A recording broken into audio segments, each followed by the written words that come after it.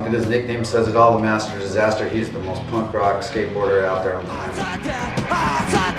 I don't even care, you're the one that cares. You can ride in the bed, we're riding in the bed. But you I call in 1991. I suck ya. You can't convince me cause you're too far gone. I suck ya. I'm already hard, it's a matter of time. 1991 and I'm running out of time. If you can't see the answer, then I'll be what I'm there. God tells me that I'm wrong. Then that's a big more garbage, yes, but slow down. March how well you can have my chance. Picture my well, we'll be there when I'm gone. Picture what I call him 1991. I suck it. I picture what I call him 1991. I suck it. I picture what I call him 1991. I suck it. I'm a punk rocker and a skateboarder, period. A punk rocker and a skateboarder. That's what it boils down to. But over the years, DUANE has lived it all. He's a legend, a nobody, a champion, a loser, an inspiration, a junkie, a father, a deadbeat, and a dead man. That's right, DUANE Peters should be dead. Twice, in fact. Hauled to the hospital, dead on arrival. Dead from drugs. But he came back. He pulled it.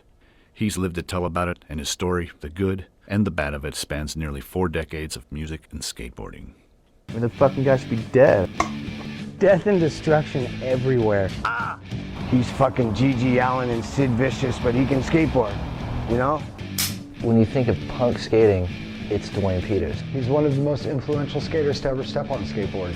The attitude's still there, and you know, that's the one thing that's cool in my book about DUANE is he's still a true blue, 100% punk rocker, and he's not gonna live any other way. Wayne's fucked. We like that. There's nobody else like DUANE. Never has been, there never will be. Because he's one of a kind. And that's what separates him from the rest.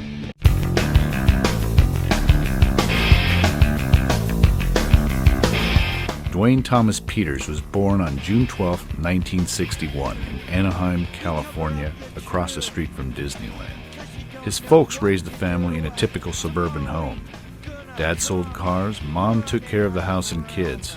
When DUANE was 9, divorce ripped the family apart. Dad moved out. DUANE and his brother and sisters stayed with Mom. Together, they towed the poverty line. Already a rowdy kid, DUANE slipped further into fury. A broken home boy, hot-wired for risk and danger. Just ask his mom. I bet you didn't think DUANE had a mother. Huh. From the first pain, hour and a half he was born, and he was ready. The doctor broke my water and cut him in the head with his knife. The doctor broke my water and cut him in the head with his knife. From that time on, no stopping him. When he started to walk and started to crawl, that was when the fun began. He was always very, very stubborn. If he set his mind to something, I don't care what you did, you couldn't change it. He just wouldn't give up. He was never one to stop, no matter what it was. He was hell-bent to do it. He'd get a hold of an old mattress out of a trash bin, and he'd jump out in front of cars in the alley just to see how close they could come before they hit him. That was just in him. And then they used to go out and play on the train tracks and see how far they could wait till the train got there to leap off. And when he started the skateboarding and stuff, it was like there was nothing that was too dangerous or too radical, or he always had to have that little edge to be the first or to be the number one to do something, almost like he had a dare with God. Skaters were aggressive. Skateboarding is against the law, and it fucking probably always should be, really. We had to go underground. We had to break laws. We had to do what we had to do what we wanted to do.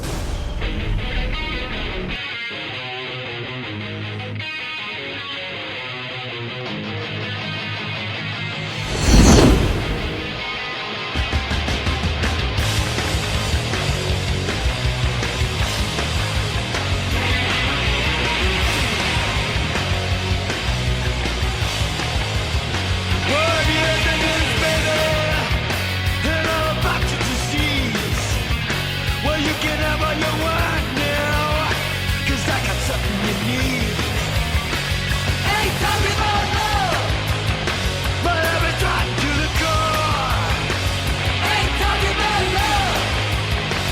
like I told you before.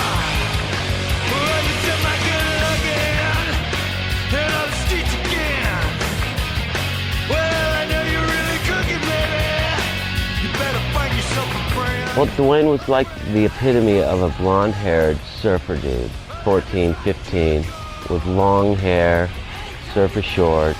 He was a good skateboarder. I hooked up with a crew of guys, the Tile Stick Boys. Chris Sparks' dad was making the Mojo skateboards, but we always wanted our own. Didn't get Pops to listen, so started making our own boards and started Tile Sticks. Well, Tile Sticks was tie sticks, and then the L just fit in the middle for the tile. We were just doing our own thing and having fun.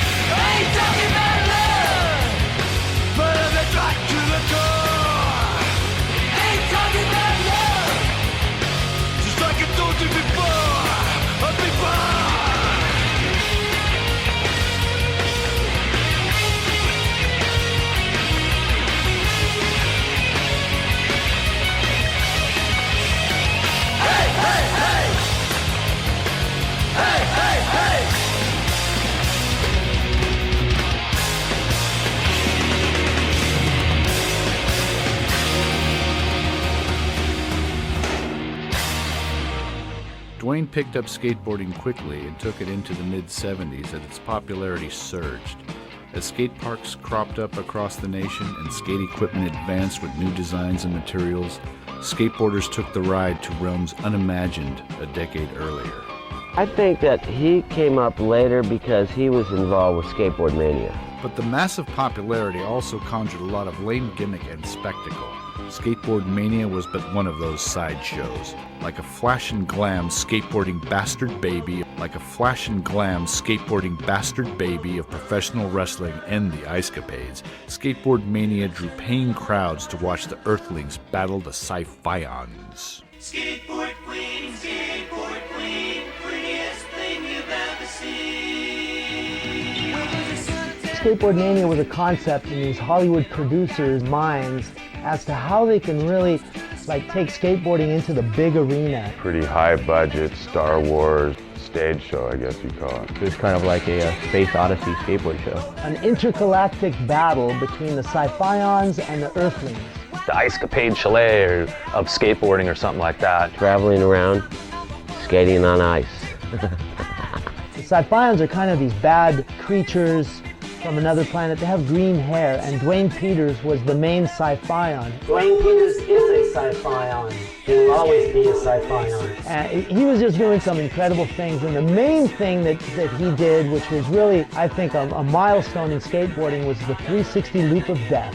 The Death Loop, a 14-foot tall steel and plexiglass pipe fed by a pair of steeply banked ramps. Show promoters hoped to wow the crowd with a 360-degree upside-down ride. Nobody had done anything like that before.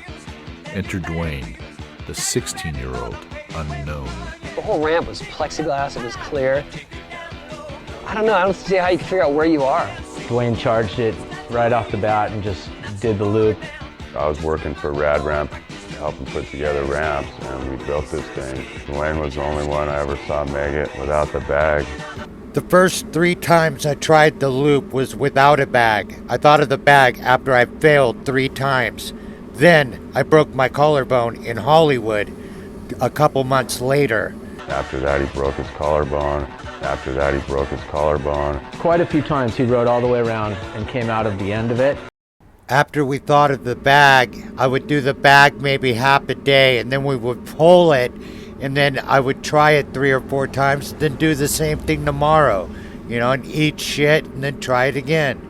With the bag, without the bag, with the bag, without the bag. Then we finally go to the studio. Quite a few times he rode all the way around and came out of the end of it, or go off into the parking lot and eat it, because there was just nowhere to go. I don't know what DUANE went through with that, but I can only imagine it was very similar, that they were doing a loop and then just hitting the wall again. Without him, I would have never had the incentive. DUANE was the only one I ever saw make it without the bag. To really try it, or make it a reality. Yeah, what, a reality show? A non-reality of it? It didn't make any sense. Quite a few times he rode all the way around and came out of the end of it and would either go up the ramp and eat it. After that, he broke his collarbone. After that, he broke his collarbone. After that, he broke his collarbone. The legend of Duane's battles with the death loop holds that he was the first and only to ride all the way around without a crash pad. These historic upside-down runs, however, would never find their way to film. Duane took a dive from the pipe ceiling, snapping his collarbone before cameramen could capture the make. That was one attempt of 3 that I did that day. Did not break my collarbone. I actually went to the hospital to get my knee drained. I thought of the bag. Look, it's sitting right there. It's not being used. If I was doing it with the bag already, it would be full, wouldn't it? So I thought of the bag, and then we had a whole new approach at it. And his trip to the hospital prompted Skateboard Mania promoters to ban Duane from ever riding the loop again. Okay, they wanted me to teach the star of the show, Tony Jaton, Hollywood actor, Ghost Rider, how to do the loop for the show. Well, he was a pussy. He couldn't do it. He kept slamming into the face wall. So I was with the riggers.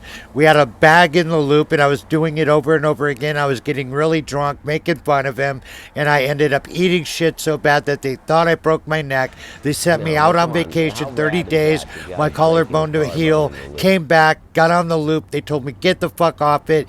The insurance paper told us you can't be on it ever again. They put a track on the loop, and that's what fucking killed the show. Bottom line is my first 3 attempts were without a bag.